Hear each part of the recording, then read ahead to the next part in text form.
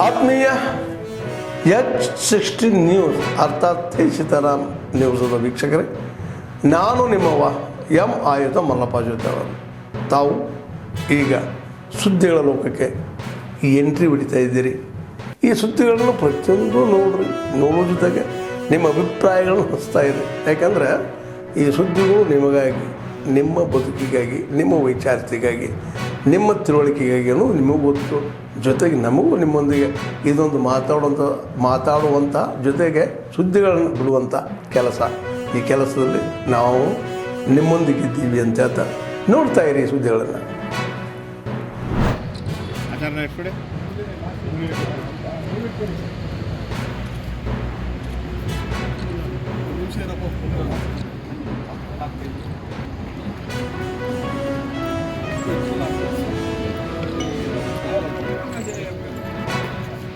ನಾನು ಇಟ್ಲರಾನ எனக்குறா சாய்வில் கண்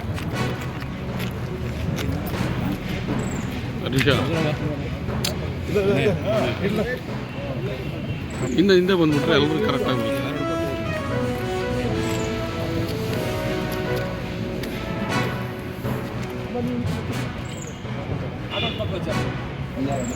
ದೊಡ್ಡಪರಳ್ಳಿ ಮತ್ತು ಕೇತ್ಗರಹಳ್ಳಿ ಪಂಚಾಯಿತಿ ದೊಡ್ಡಪರಳ್ಳಿ ಮತ್ತು ತಾವರೆಕೆರೆ ಗ್ರಾಮದ ಮುಖಂಡರುಗಳು ಏನು ಇಷ್ಟು ದಿವಸ BJP ಪಕ್ಷದಲ್ಲಿದ್ದರು, ಅವರೆಲ್ಲರೂ ಸಹ ಇವತ್ತು ನಮ್ಮೆಲ್ಲರ ನೆಚ್ಚಿನ ನಾಯಕರಾಗಿರ್ತಕ್ಕಂಥ SN ನಾರಾಯಣಸ್ವಾಮಿಯವರು ಈ ತಾಲೂಕಿನಲ್ಲಿ ಮಾಡ್ತಾ ಇರ್ತಕ್ಕಂಥ ಅಭಿವೃದ್ಧಿ ಕಾರ್ಯಗಳನ್ನು ಮೆಚ್ಚಿ ಮತ್ತು ಏನು ಕಾಮಸಮುದ್ರ ಹೋಬಳಿಯಲ್ಲಿ ಕೋಟ್ಯಾಂತರ ರೂಪಾಯಿ ಅಭಿವೃದ್ಧಿ ಕಾಮಗಾರಿಗಳನ್ನು ಮಾಡಿ ಆ ಭಾಗದಲ್ಲಿ ಅಭಿವೃದ್ಧಿಯನ್ನು ಪಡಿಸ್ತಾ ಇದ್ದಾರೆ. ಆ ಒಂದು ನಿಟ್ಟಿನಲ್ಲಿ ಎಲ್ಲರೂ ಸಹ ಅಭಿವೃದ್ಧಿಗೆ ಮೆಚ್ಚಿ ಇವತ್ತು BJP ಪಕ್ಷವನ್ನು ಬಿಟ್ಟು ಇವತ್ತು ನಮ್ಮ ಶಾಸಕರ ನೇತೃತ್ವದಲ್ಲಿ ಕಾಂಗ್ರೆಸ್ ಪಕ್ಷಕ್ಕೆ ಸೇರ್ಪಡೆಯಾಗಿದ್ದಾರೆ. ಸೇರ್ಪಡೆ ಆಗಿರ್ತಕ್ಕಂಥ ಎಲ್ಲ ಮುಖಂಡರುಗಳಿಗೆ ನಮ್ಮ ಪಕ್ಷದ ಪರವಾಗಿ ಮತ್ತು ನಮ್ಮ ಶಾಸಕರ ಪರವಾಗಿ ಹೃದಯಪೂರ್ವಕ ಅವರಿಗೆ ಸ್ವಾಗತವನ್ನು ಬಯಸ್ತಾ ಬರಮಾಡ್ಕೊಳ್ತಾ ಇದ್ದೇವೆ. ಈ ಒಂದು ಸಂದರ್ಭದಲ್ಲಿ 5 ವರ್ಷ ಆಯಿತು. 5 ವರ್ಷಗಳಲ್ಲಿ ಈಗಾಗಲೇ 5ನೇ ರಾಜ್ಯ ಸಮ್ಮೇಳನ ನಡೀತಾ ಇದೆ. ಮೊದಲನೇ ರಾಜ್ಯ ಸಮ್ಮೇಳನ ಶಿವಮೊಗ್ಗದಲ್ಲಿ ಇಸ್ರೋದ ಕಿರಣ್ ಕುಮಾರ್ ಅವರ ಅಧ್ಯಕ್ಷತೆಯಲ್ಲಿ ನಡೀತು. ಎರಡನೇದು ತುಮಕೂರಿನಲ್ಲಿ ನ್ಯಾಯಮೂರ್ತಿ ನಾಗಮೋಹನ್ ದಾಸ್ ಅವರ ಸರ್ವಾಧ್ಯಕ್ಷತೆಯಲ್ಲಿ ನಡೀತು. ಮೂರನೇದು ಲಿಂಗಸೂಗರ್ನಲ್ಲಿ, ಅದು ನಮ್ಮ ಈಗ ಲೋಕೋಪಯೋಗಿ ಸಚಿವರಾಗಿರ್ತಕ್ಕಂಥ ಸತೀಶ್ ಜಾರಕಿಹೊಳಿ ಅವರ ಸರ್ವಾಧ್ಯಕ್ಷತೆಯಲ್ಲಿ ನಡೀತು. ನಾಲ್ಕನೇದು ಬಾಗಲೂರಿನಲ್ಲಿ, ಬೆಂಗಳೂರಿನ ಸಮೀಪದ ಬಾಗಲೂರಿನಲ್ಲಿ ನಡೀತು. ಅದು ಮಾಜಿ ಸಚಿವೆ ಮತ್ತು ಚಿತ್ರನಟಿಯಾಗಿರ್ತಕ್ಕಂಥ ಉಮಾಶ್ರೀ ಅವರ ಅಧ್ಯಕ್ಷತೆಯಲ್ಲಿ ನಡೀತು. ಇದೀಗ ಯಾದಗಿರಿಯಲ್ಲಿ ಇದೇ 28, 29, 30ರಂದು ನಡೀತಾ ಇದೆ. ಕಳೆದ 4-5 ವರ್ಷಗಳಲ್ಲಿ ಪ್ರತಿ ವರ್ಷ ನಾನು ನಾಯಕಿ ಅನ್ನುವಂತಹ ತರಬೇತಿ ಕಾರ್ಯಕ್ರಮಗಳನ್ನು ಮಾಡ್ತಾ ಬರ್ತಾ ಇದೆ. ಮೊನ್ನೆ ತಾನೇ ನಮ್ಮ ನಾಗರಾಜ್ ಅವ್ರ ಮಗ ಹೋಗಿದ್ರು, ಯಾವುದ್ರಿ ನಾನು ವಿಜ್ಞಾನಿ ಅಂತ ತಿಳ್ಕೊಂಡು ಅಲ್ಲಿ ಯಾವುದಂದ್ರೆ ತಯಾರಿಸುವಂಥದ್ದು. ಅಂದರೆ ಇಲ್ಲಿನ ವಿದ್ಯಾರ್ಥಿಗಳು ರಾಜ್ಯದ ಅನೇಕ ಜನ ಹೋಗಿದ್ರು, ಅವರಲ್ಲಿ ಇವರು ಮಗ ಕಡೆ ಹೋಗಿದ್ದ.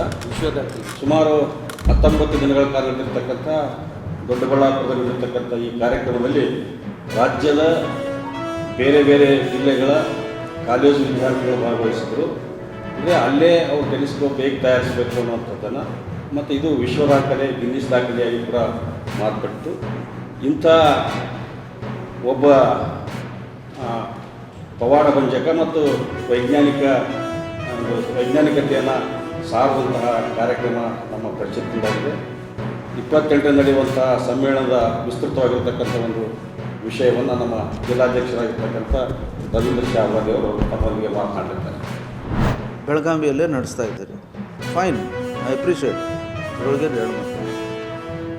ಆದರೆ ಭಾಳ ಒತ್ತು ಕೊಟ್ಟು ಡೆವಲಪ್ಮೆಂಟಲ್ಲಿ ಭಾಳ ಕಡಿಮೆ ಇದೆ. ಎಲ್ಲ ಬೇರೆ ಬೇರೆ ಎಲ್ಲ ಏನು 35 ಪ್ಯಾರಾಮೀಟರ್ಸ್ ಏನು ನಂಜುಂಡಪ್ಪ ತೆಗೆದುಕೊಂಡಿದ್ರು, ಆ ನಂಜುಂಡಪ್ಪ ತೆಗೆದುಕೊಂಡಂಥ 35 ಪ್ಯಾರಾಮೀಟರ್ಸ್, ಅದು ಹೆಲ್ತ್ ಇಂಡಿಕೇಟರ್ಸ್ ಆಗಲಿ, ಎಜುಕೇಷನ್ ಇಂಡಿಕೇಟರ್ಸ್ ಆಗಲಿ, ಕುಡಿಯೋ ನೀರಿನ ವ್ಯವಸ್ಥೆ ಆಗಲಿ, ಶಾಲೆ ಬಗ್ಗೆ ಆಗಲಿ, ಇವೆಲ್ಲ ಲೆಕ್ಕಾಚಾರ ನೋಡಿದ್ರೆ in most of the parameters we are most backward.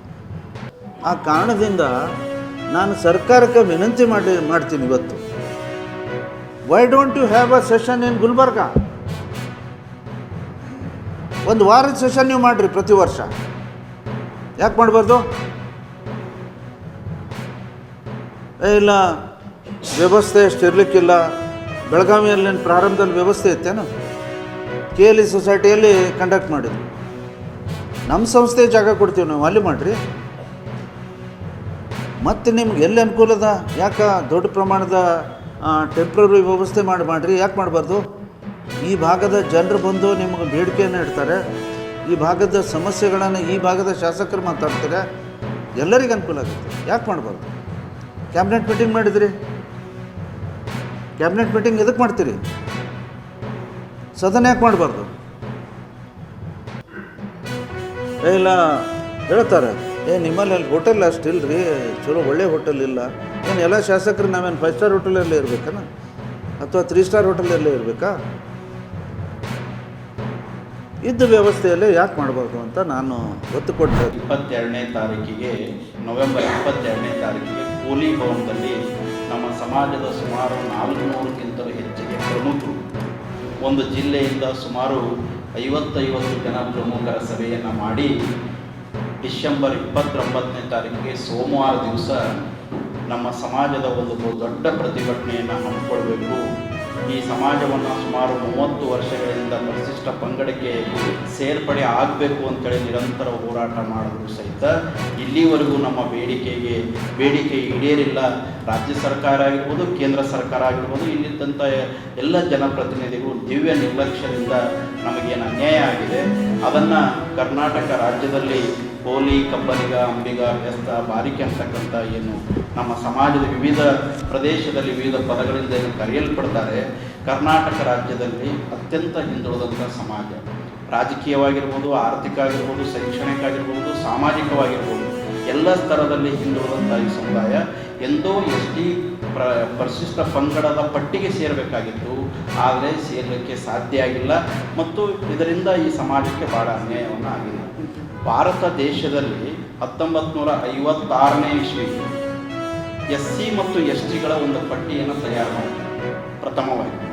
ಅದರಲ್ಲಿ ನಮ್ಮ ಸಮುದಾಯದ ಕೋಲಿ, ಡೋಕ್ರೆ ಕೋಲಿ ಮತ್ತು ಕೋಯ ಇದರ 7 ಪದಗಳು STಯಲ್ಲಿದ್ದು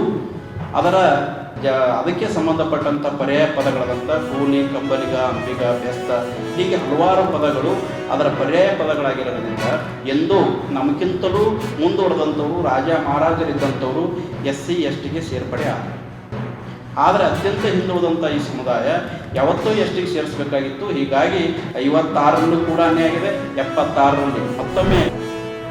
ಆದ್ಮೇಲೆ ಎಲ್ಲ ಸುದ್ದಿಗಳನ್ನು ನೋಡಿದ್ರಲ್ಲ, ಏನು ಅನಿಸ್ತು ನಿಮಗೆ? ಇದರಲ್ಲೇ ನಿಮ್ಗೆ ಲೈಕ್ ಆಗಿರ್ಬೋದು, ಡಿಸ್ಲೈಕು ಆಗಿರ್ಬೋದು, ಕಾಮೆಂಟ್ ಬೇಡಪ್ಪ ಅಂತೂ ಅನಿಸಿರ್ಬೋದು, ಕಾಮೆಂಟ್ ಮಾಡಬೇಕಪ್ಪ ಅನಿಸಿರ್ಬೋದು, ಶೇರ್ ಮಾಡಬಾರ್ದಪ್ಪ ಅನಿಸಿರ್ಬೋದು, ಅದು ಮಾಡಬೇಕು ಅನಿಸಿರ್ಬೋದು. ಏನಾದರೂ ಆಗಲಿ ಶೇರ್ ಮಾಡ್ತಾಯಿರಿ, ಈ ನ್ಯೂಸ್ಗಳನ್ನ ಹಂಚ್ತಾ ಇರಿ, ಜೊತೆಗೆ ಇದಕ್ಕೆ ಸಬ್ಸ್ಕ್ರೈಬ್ ಆಗ್ತಾಯಿರಿ ಅಂತ ಹೇಳ್ತಾ H60 ನ್ಯೂಸ್ ಅರ್ಥಾತ್ ಹೇ ಸೀತಾರಾಮ್, ಇದು ಸತ್ಯದ ಕೈಗೆ ನಡಿ. ವಂದನೆಗಳು.